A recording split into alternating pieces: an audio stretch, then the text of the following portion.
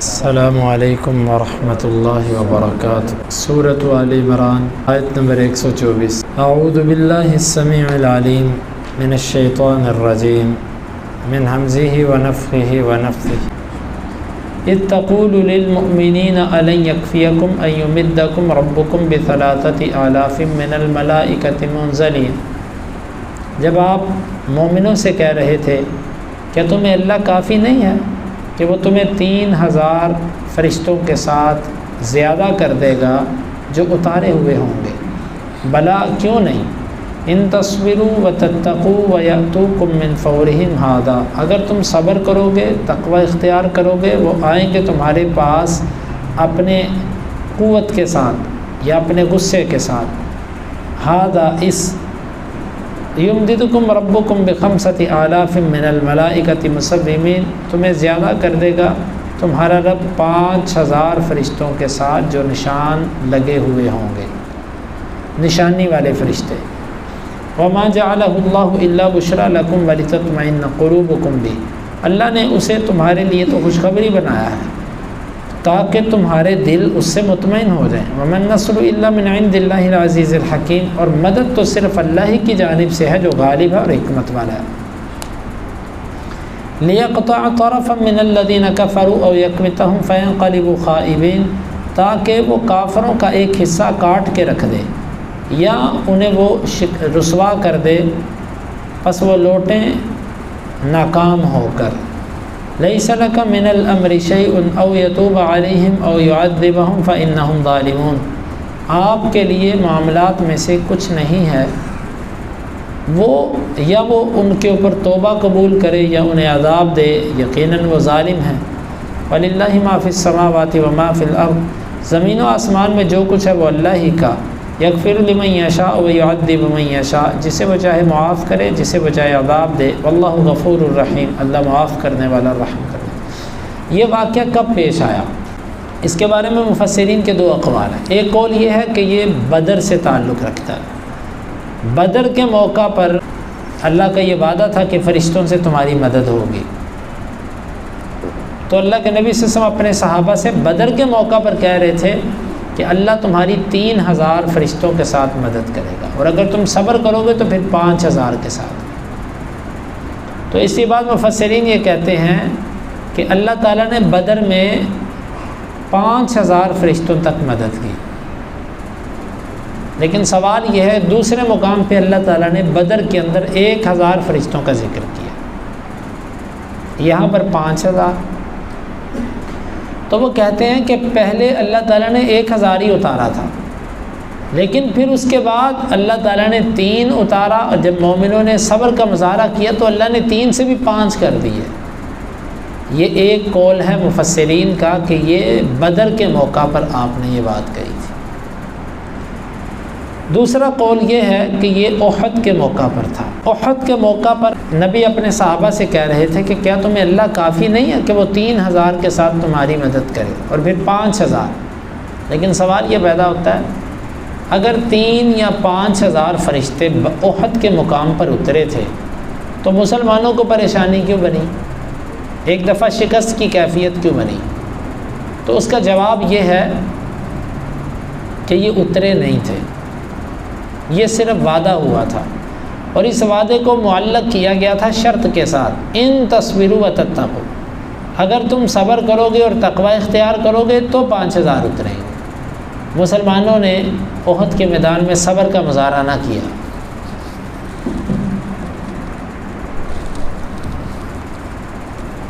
مسلمانوں سے صبر نہ ہو سکا، یہ 50 تیر انداز جو تھے وہ پہاڑ کو چھوڑ کر نیچے آ گئے، اور تقوی، اللہ کا ڈر، یہ بھی وہی چیز ہے، مسلمانوں سے یہ نہ ہو سکا، جس کا نتیجہ یہ نکلا کہ اللہ رب العالمین کی طرف سے جو مدد آنی تھی 3000 اور 5000 کی وہ نہیں آئی۔ یعنی کہ اس کا معنی یہ ہے کہ احد کے موقع پر آپ نے وعدہ کیا تھا کہ 3 یا 5000 فرشتے آئیں گے، لیکن شرط یہ ہے کہ تم نے 2 کام کرنے ہیں، ایک صبر اور ایک تقوی۔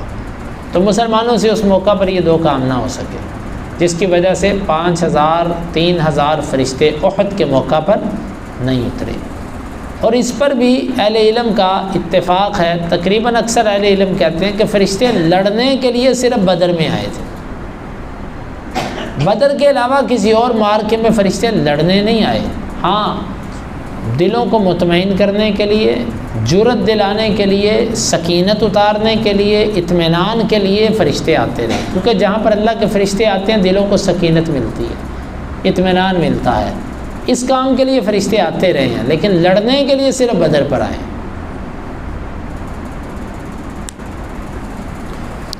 تو یہاں پر اللہ تعالیٰ نے ذکر کیا اس کا اتقوا للمؤمنین، اور آگے فرمایا کہ نشان لگے ہوئے، نشان لگے ہوئے کا معنی اہل علم نے یہ کیا کہ فرشتوں نے ان کے اوپر سروں پر امامے تھے، بعض روایات میں آتا ہے کہ سفید رنگ کے امامے تھے بدر کے موقع پر جو فرشتے اترے، اور بعض میں سیاہ کا بھی ذکر ملتا ہے۔ تو بہرحال اس سے مخصوص قسم کی ان کی نشانیاں مراد ہیں کہ جس کے اندر اللہ تعالیٰ نے ان فرشتوں کو وہ نشانیاں دے کر بھیجا، اس سے پگڑیاں وغیرہ مراد ہیں یا مخصوص نشانیاں۔ آگے اللہ نے فرشتوں کے اترنے کی وجہ بتائی کہ فرشتوں کے اترنے سے تمہیں کامیابی نہیں ملی، وما جعلہ اللہ الا بشرا لکم، اللہ نے فرشتے اس لیے اتارے کہ تم خوش ہو جاؤ، وَلِتَطْمَئِنَّ قُلُوبُكُمْ بھی، اور تاکہ اس کی وجہ سے تمہارے دل مطمئن ہو جائے۔ اسباب جب انسان اختیار کرتا ہے تو اس کا دل مطمئن ہو جاتا ہے۔ مطلب آپ جا رہے ہیں، رستہ پر خطر ہے، جب آپ اپنے ساتھ اسلحہ لے لیں گے تو آپ کافی حد تک مطمئن ہو جائیں گے کہ اب مجھے کوئی چیز جلدی ضرر نہیں بچا سکتی، لیکن جب تک آپ اسباب نہیں اختیار کریں گے تو پھر آپ کے لیے مشکل ہے۔ تو یہاں پر اللہ نے فرمایا ہم نے فرشتے صرف سبب کے طور پر اتارے ہیں کہ تمہارا دل مطمئن رہے۔ اصل کامیابی فرشتوں کی وجہ سے نہیں ملی، بلکہ کس کی وجہ سے ملی ہے؟ اللہ کی وجہ۔ گویا کہ یہاں پر مسلمانوں کے عقیدے کی اصلاح کر دی کہ تم یہ مت سمجھنا کہ یہ مدد فرشتوں کی وجہ سے آئی ہے، یہ مدد اللہ نے کی ہے تمہاری، فرشتے تو محض دلوں کے اطمینان کے لیے اترے تھے۔ تو گویا کہ توحید کا عقیدہ یہاں پر بھی سمجھ آ رہا ہے۔ فرشتے بھی اگر اترے ہیں تو اللہ کو یہ پسند نہیں ہے کہ کوئی یہ کہے کہ یہ کامیابی فرشتوں کی وجہ سے ملی ہے۔ تو فرشتوں کی طرف جب ایک چیز کی نسبت درست نہیں تو اللہ کے بندوں کی طرف نسبت کرنا، فلاں بزرگ کی وجہ سے یہ چیز مجھے مل گئی، فلاں ایک آدمی کی وجہ سے میرا یہ کام ہو گیا، فلاں دربار کی وجہ سے میری یہ مصیبت ٹل گئی، یہ جائز کیسے ہو گیا؟ یہ جائز نہیں ہے۔ وَمَن نَّصْرُ إِلَّا مِنْ عِنْدِ اللَّهِ الْعَزِيزِ الْحَكِيمِ، مدد تو صرف اللہ کی طرف سے، اور اللہ مدد کیوں کرتا ہے؟ تاکہ وہ کافروں کا ایک ٹکڑا کاٹ دے، یعنی کافروں کی ایک جماعت کو اللہ ان کی طاقت ختم کر دے، ان کے بازو ٹوٹ جائیں یا یہ رسوا ہو کر لوٹ جائیں، یعنی یا تو یہ مارے جائیں میدان کے اندر یا یہ رسوا ہو کے واپس چلے جائیں۔ لَيْسَ لَكَ مِنَ الْأَمْرِ شَيْءٌ، یہ آیت مبارکہ اس کے شان نزول کے حوالے سے مختلف اقوال ہیں۔ ایک قول یہ ہے کہ اللہ کے نبی صلی اللہ علیہ وسلم کے بئر معونہ پر 70 صحابہ کرام کو شہید کیا گیا، آپ نے ان کے اوپر بد دعا شروع کر دی، قنوت شروع کر دی، اللہ نے یہ آیت اتاری۔ دوسرا معنی یہ ہے کہ احد کے موقع پر اللہ کے نبی صلی اللہ علیہ وسلم کو زخمی کیا گیا، آپ کے دانت مبارک شہید ہوئے، آپ نے فرمایا کیف یفلح القوم، وہ قوم کیسے فلاح پائے گی؟ شجعوا رأس نبیہم، جنہوں نے اپنے نبی کا سر پھوڑ دیا۔ اللہ تعالیٰ نے یہ آیت اتار دی۔ اور بعض روایات میں آتا ہے کہ آپ نے کچھ کافروں کے نام لے کر بد دعائیں کی تھیں، صفوان بن امیہ اور اسی طرح ابو سفیان اور جو صنادید قریش تھے، قریش کے سردار، آپ نے نام لے کر ان پر بد دعا شروع کی، اللہ نے ان بندوں کو اسلام کی توفیق دے دی اور منع کر دیا کہ آپ کون ہوتے ہیں ان پر بد دعا کرنے والے، آپ کو اس باب میں اختیار نہیں ہے۔ اسی لیے کافر پر بد دعا جائز ہے، لیکن کافر کا نام لے کر اگر آپ کسی ایک کافر کا نام لے کر بد دعا کرتے ہیں تو یہ ٹھیک نہیں ہے۔ اس کی وجہ یہ ہے کہ کیا پتہ اللہ اس کو آخر عمر میں اسلام کی توفیق دے دے۔ پھر تو ویسے یہ کہنا اللہ کافروں پر عذاب نازل کر، اللہ کافروں کو تباہ کر دے، ان کو ناکام کر دے، یہ ایک الگ چیز ہے، یہ جائز ہے۔ لیکن کافروں میں سے ایک بندے کا نام لے کر اللہ فلاں بن فلاں اور فلاں بن فلاں کو تباہ کر دے، یہ ٹھیک نہیں ہے۔ اس سے اللہ تعالیٰ نے اپنے نبی صلی اللہ علیہ وسلم کو بھی روک دیا۔ اب یہاں پر عقیدے کی اصلاح سن لیں۔ اللہ تعالیٰ فرماتا ہے آپ کا اس میں کوئی اختیار نہیں، اللہ جسے چاہے ہدایت دے، جسے چاہے اللہ عذاب دے۔ جب نبی کا اختیار نہیں ہے تو پھر کس کا ہو سکتا ہے؟ کسی کا بھی۔ جب نبی کا اختیار نہیں تو کسی کا اختیار نہیں ہے۔ بڑی واضح چیز ہے، مختار کل کہنے والے اللہ کے نبی صلی اللہ علیہ وسلم کو ان کے عقائد کی یہاں پر اصلاح ہوتی ہے۔ اور اسی طرح نبی کریم صلی اللہ علیہ وسلم کے بارے میں یہ کہنے والے کہ آپ ہدایت دیتے تھے، آپ ہادی تھے، ایسا نہیں ہے۔ اور اسی طرح یہ کہنے والے کہ اللہ کے نبی کے پاس علم غیب ہے، علم غیب ہوتا تو آپ ایسی بات کرتے، کیونکہ اللہ تعالیٰ کو آپ کو یہ کہنا پڑتا کہ لیس لک من الامر شیء، آپ کو اس میں اختیار نہیں ہے۔ اس سے معلوم ہوتا ہے کہ اللہ کے نبی صلی اللہ علیہ وسلم کے پاس علم غیب نہیں تھا۔ یہاں پر کچھ مبالغہ کرنے والوں کو بڑی مصیبت بنی ہے۔ ایک صاحب جو بدعیہ اور شرکیہ عقیدے والے ہیں، وہ یہاں پر لکھتے ہیں کہ جی وہابی لوگ کہتے ہیں یہاں سے کہ اللہ کے نبی کو علم غیب نہیں تھا، یہ اصل بات یہ نہیں ہے۔ اللہ کے نبی صلی اللہ علیہ وسلم کے پاس علم غیب تھا، تو پھر آپ نے 70 صحابہ کیوں بھیجے؟ آپ نے 70 صحابہ اس لیے بھیجے تھے، پتہ آپ کو تھا، آپ نے اس لیے بھیجے تاکہ کل قیامت کو یہ نہ کہیں کہ اے نبی صلی اللہ علیہ وسلم ہم آپ کے پاس آئے تھے، آپ نے ہمیں اسلام سیکھنے کے لیے بندے کیوں نہیں دیے، عذر ختم کرنے کے لیے۔ اب آپ اندازہ کیجئے کہ کتنی دور کی تعویل ہے۔